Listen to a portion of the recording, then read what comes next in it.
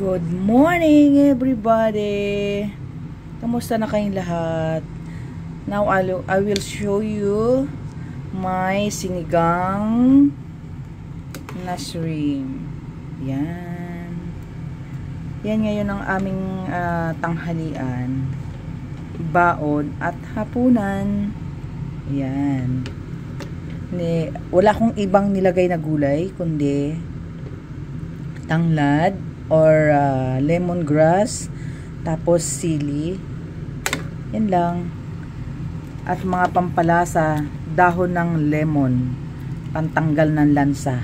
Ito inatutunan ko sa aking kasamahang Thailander. Tsaka meron siyang luya. Luya na sa Thailand ko rin natutunan. Sa kasamahan kong Thailander. Ayan, nadurog na, wala na. Para siyang luya. Ang bango niya. Grabe. Ito naman, luya talaga to. Ginger shot. Ayan, nadurog na yung yung para siyang luya. Ayan oh. Akala nyo luya, pero hindi siya luya. Diba? Ayan mabango. Nakakapagpatanggal din po siya ng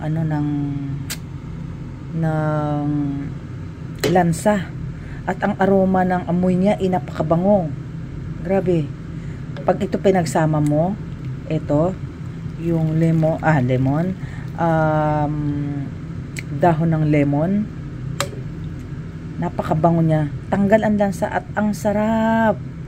Tikman natin. Nasaan ma ang serving spoon. Ito, tikman natin para malaman.